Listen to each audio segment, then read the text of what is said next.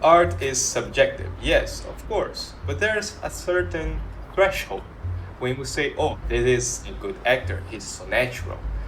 Oh, this is a good musician, he's so technical. Oh, this is a good drawing, it's so realistic. Those thoughts are deceiving, and one can easily conclude that this is why it's subjective. Expertise that doesn't necessarily mean likeness. But that's it then. We don't have a certain guide, a parameter, something to hold on to and to argue for sure. Like, okay, I'm in the right path and improving, whatever that means. I'm getting better and moving closer to whom I want to be. And for me, that is a parameter, even though it's a little abstract. But what about art isn't? The first the first thing for me is manifestation, and I don't use that word lightly. Art in itself, for me, is a manifestation. So, art is that with the help of tools, movies, drawings, books, music, I can manifest a certain reality. In a movie, that reality could be described as the main plot, also a bit of the setting, scenario, script, color grading, storytelling, and other aspects that convey filmmaking. As you can see, many sub-functions isn't the movie alone. In drawing, the reality is how I use line work with a certain purpose, how I use shapes and forms to create an illusion of depth, to bring an imaginary place into life, how the composition helps the artists, and many more too. We could drag on the other areas, but what I'm trying to say is that this notion to manifest a piece, that is to write a book or whatever, I need to use its features to help the reader or consumer to grasp more easily what I have in mind. If I want to be an artist that focuses on drawing goats, how can I use the tools available to me to potentialize my craft? First, first things first, you need an idea to manifest. The idea for me differs from thoughts. As the latter is a continuous phenomenon, the idea for me needs to be manifested in a way, needs to become a project, a house, a piece of art. This is the essential step. If you wish to be a successful artist, doesn't matter the level of your skill. If you aren't able to express yourself through your art, manifesting your ideas, then no technique can save you. This is directly related to identity and art style, which I have videos about them exclusively too. Here is just a briefing. When we consume art, we also are consuming an identity. I got a friend who told me once that art is half percent the creator and half percent the consumer. There's no one without the other, and I believe that as well.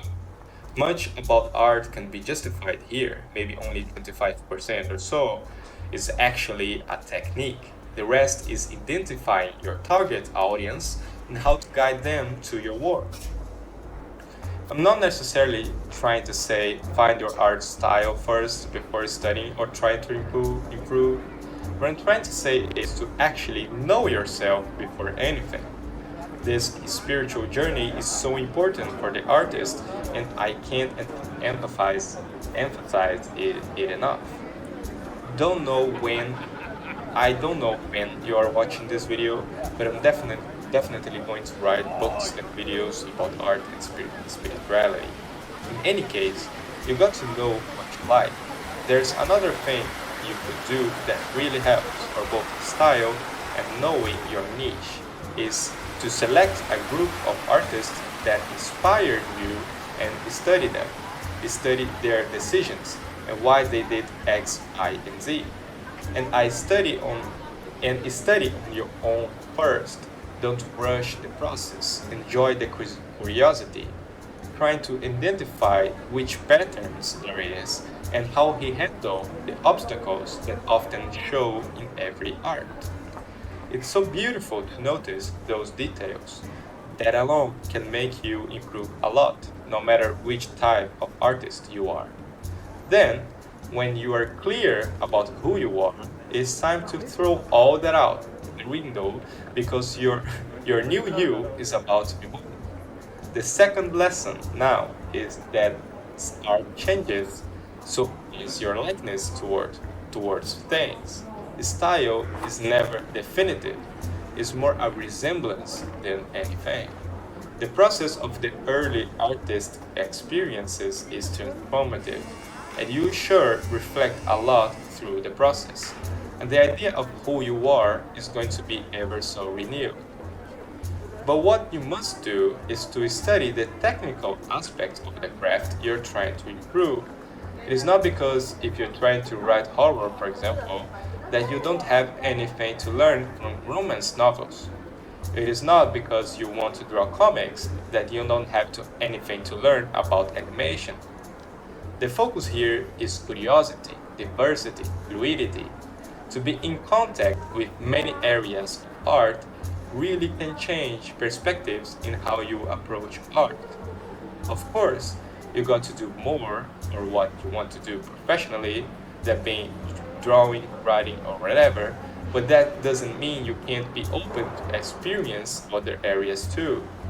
It is only through new art experiences that you will be able to know more about yourself and therefore know more skills and tools to manifest your art better.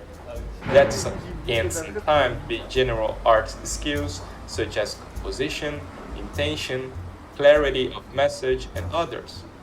Those true lessons, those true lessons, manifestation of identity and fluidity of the craft, if taken seriously and really dig, can take years of development alone. I know this isn't your standard art advice, but it's honestly the most broader I could take, and is how I approach art in a way. I do recommend you to watch other videos that I did about art in general, even though it may not be your area, say you're a painter and I made a video about writing, I know that you can absorb a thing or two there. Hope you liked the video, more about art philosophy in the playlist.